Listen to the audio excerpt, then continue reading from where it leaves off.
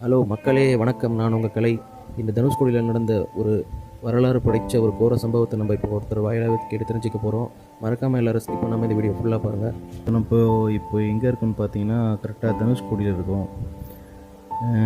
என்னென்னா, நம்ம இப்போது ட்ரைவ் பண்ணிவிட்டு வந்து கரெக்டாக தனுஷ்கோடி என் பாயிண்ட்டு பார்த்துட்டு இப்போ கரெக்டாக இங்கே வந்து தனுஷ்கோடியில் இருக்கிற பழைய ரொம்ப பழமை வாய்ந்த இந்த கட்டிடங்களும் இந்த ஒரு சரித்திரம் நிறைஞ்ச இந்த இடத்துல தான் இப்போ நம்ம இருக்கிறோம். அதாவது 23/12/1964 அப்போது ஒரு பெரிய நிகழ்வு நடந்த இடத்துல தான் நம்ம இருக்கிறோம். இது என்ன இடம் பார்த்திங்கன்னா, தனுஷ்கோடியோட ரயில்வே ஸ்டேஷன், ரயில் நிலையம். இந்த இடத்துல தான் வந்து சுங்கச்சாவடி, இந்த ரயில் நிலையத்தில் வர பொருட்கள்லாம் சோதனை போடுற இடம் தான் இது. இது வந்து என்னென்னா, மக்கள்களில் வந்து அவ்வளோ ஒரு நல்ல ஒரு கூட்டமும் நல்ல நிறைஞ்ச இடமான இது வந்து இப்போது இனிமேல் நிலைமையில் இருக்குது. இது என்னென்னு பார்த்தீங்கன்னா, ஒரு 1964 டிசம்பர் 23 அன்றைக்கி ஒரு பேரழிவை சந்திச்சுட்டு இடம் இது. என்னென்னா, ஒரு பரபரப்பாகவும் ஒரு நிறைய மக்கள் சூழ்ந்த இடத்துல நினச்சி பார்க்காத அளவில் ஒரு பெரிய ஒரு அழிவு நடத்துது. அந்த 23 மக்கள், இங்கே இருக்கிற மக்களில் வந்து எதிர்பார்த்துருக்க மாட்டாங்க அந்த மாதிரி ஒரு நிகழ்வு ஒன்று. அதிகமான காற்றோடு சேர்ந்த மழையும் ஒரு பேரழிவை சந்திக்கக்கூடிய நேரமான அந்த நேரத்தில் மக்களோட நிலைமை எப்படி இருக்குன்னு நினச்சி பாருங்கள். அங்கே வாழ்ந்துட்டு இருந்த மக்களோட நிலைமை எப்படி இருக்குன்னு நினச்சி பாருங்கள். அந்த மாதிரி ஒரு இடத்துல தான் நம்ம இப்போது நின்று பார்த்துட்ருக்கோம். கிட்டத்தட்ட அன்றைக்கி வந்து ஒரு 23 அன்றைக்கி வந்து இங்கே வந்து அவ்வளோ மக்கள் இருந்த இடம். இங்கே வந்து ரயில்வே ஒர்க்கர்ஸ் மட்டுமே ஒரு 1000 பேர்கிட்ட இங்கே ஒர்க் பண்ணிகிட்டு இருந்தாங்க. அதில் வந்து அந்த பேரழிவு சுனாமி, அது நினச்சாலே நம்மளுக்கு அதை ஜீர்ணிக்க முடியல. அந்தளவுக்கு ஒரு பெரிய நிகழ்வு நடந்துட்டுருக்கு. 23 இரவு ஒரு 12 மணிக்கு மேலே ஒரு பெரிய புயல் வந்து தாக்குது அந்த இடத்த. தாக்கி கிட்டத்தட்ட ஒரு 1000 பேர், இந்த மக்கள் வந்து இந்த தனுஷ்கோடியில் கிட்டத்தட்ட 2000 பேர் கிட்டே வாழ்ந்துட்டு இருந்தாங்க. இந்த இடத்துல வந்து ஒரு 1000 ஸ்டாஃப் கிட்ட இருந்தாங்க. எல்லாருமே வந்து இந்த கடல் அலையோடு சூழ்ந்து மரணம் அடைகிறாங்க. அது கிட்டத்தட்ட ஒரு 1000 பேரில் வந்து ஒரு 500 பேர்கள் இந்த சுங்கச்சாவடியில், அதாவது ஒர்க் பண்ணிட்டு இருந்த ஒரு 500 பேரும் இறந்துருக்குறாங்க. மிச்சம் உள்ள ஆளுங்களாம் ஓரளவுக்கு சேஃப் தான். பட் ஆனால் ஒரு மொத்தத்தில் பார்த்தா மக்கள் தொகையில் ஒரு 2000 பேர்கிட்ட இறந்துருவாங்க.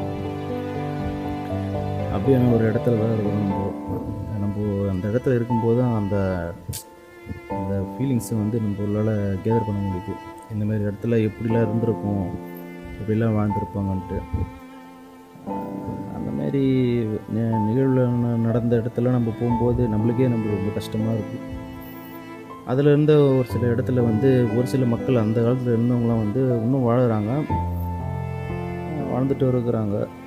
அவங்களோட இதுவை வந்து நம்ம தெரிஞ்சுக்கணும்னு கொஞ்சம் ஆசைப்பட்டோம். ஏன்னா வந்து நம்ம ஒரு புக்கில் படிக்கிறதுக்கும் ஒரு நெட்டில் ப்ரௌஸ் பண்ணி பார்க்குறதுக்கும் நம்ம படிக்கிறதுக்கும் அது நேரில் வந்து இருந்து கண்ணு நேராக பார்த்தவங்கக்கிட்ட ஒரு எக்ஸ்பிளைன் கேட்குறதுக்கு நம்மளுக்கு ஒரு ஆர்வம். அந்த மாதிரி கேட்குறதுக்கு அங்கே ஒரு சில ஆள்கள் இருந்தாங்க. இருந்தாலும் வந்து நம்மளுக்கு ஒருத்தர் இங்கே நம்ம பார்த்தோம், அவர்கிட்ட கேட்டு நம்ம தெரிஞ்சுக்கலாம். அண்டு வந்து இன்னமும் வந்து இந்த இடத்தெல்லாம் பார்க்கும்போது இங்கேனா மக்களில் வாழ்ந்தாங்களான்ற மாரி ஒரு இதுவாக இருக்குது. நம்மளுக்கு நினச்சாலே நம்மளுக்கு ஒரு வியப்பாக இருக்குது.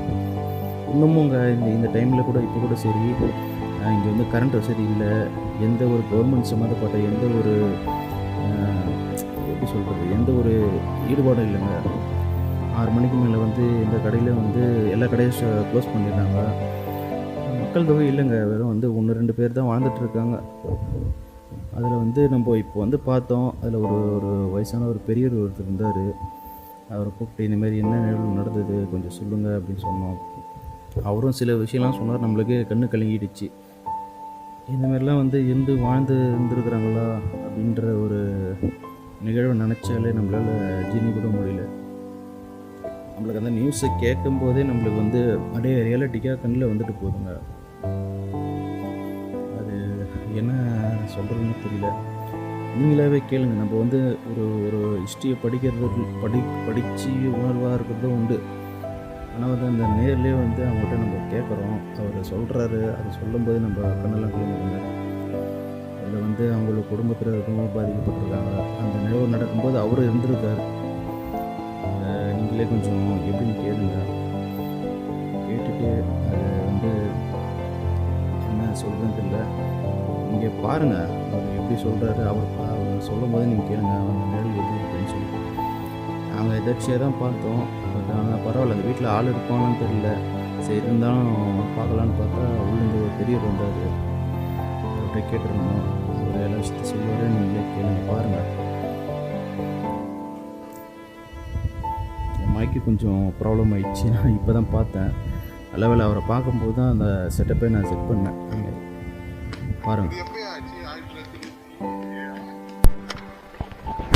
இது எப்போ ஆச்சு? 1997 1964. 64 நீங்கள் மட்டும் தான் இங்கே இருக்கீங்களா? என் பிள்ளைகள் இருக்கு. அப்போ நீங்கள் சின்ன பையனா? அப்போ உங்களுக்கு என்ன வயசு இருக்கும்? எனக்கு அப்போ அந்த புயல் அடிக்கும்போது ஒரு 10 வயசு இருக்கு. 10 வயசு. ஞாபகம் இருக்குங்களா உங்களுக்கு? என்ன ஞாபகம் இருக்கு. புயல் அடிக்கிற அன்னைக்கு நாங்கள் இங்கெல்லாம் இல்லை, வேற ஊரில் இருக்கோம், பெரியவாட்டில். இப்போ உள்ள லைட்லாம் இருக்குங்களா? கரண்ட் வசதி? கரண்ட் வசதி இல்லை, சோலார் தான். ஏன் இங்கெல்லாம் கரண்ட் வசதி எதுவும் கவர்மெண்ட் ஏற்பாடு படுத்துறீங்களா? இந்த பக்கம் இருக்க கடல் தான் ஒரு 3 கிலோமீட்டர் உள்ள வந்துச்சு. இங்கிட்டு வந்துருச்சு. இது வந்து அப்படியே தான் இருக்கு. இது அப்படியே தான் இருக்கு.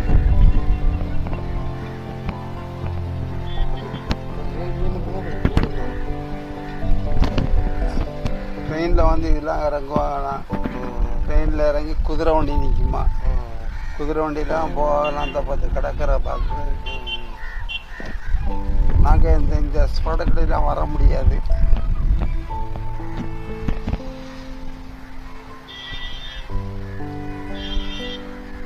நாங்கள் கடற்கரையோட சரி மீனை பிடிச்சிக்கிட்டு அப்படியே கடற்கரை வழியே போயிடுவோம். எவ்வளோ பெரிய இறந்துட்டாங்க? நியாயமான குடும்பம், எவ்வளோன்னு சொல்ல முடியாது, நமக்கு கணக்கு தெரியாது. ஆஃபீஸர்கள்லாம் அந்த சைடு தான் இருந்தாங்க. ஆஸ்பத்திரி, பெரிய காலேஜு எல்லாம் இருந்தது. எதுவுமே இல்லை. எல்லாமே கடல் உள்ள. எல்லாம் கடலுக்குள்ள. எப்போ முதல் பார்த்தல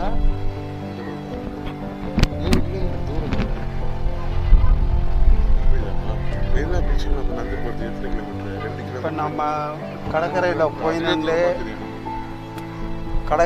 போயின்னு நம்ம கவனமாக பார்த்தோம்னா இருந்த கரையில் அந்த மான்சா வந்து அடிக்கும். இருந்த கரை இங்கே பார்த்தா தெரியும். நினச்சிக்கிறவனே இதான் கரை அப்படின்னு.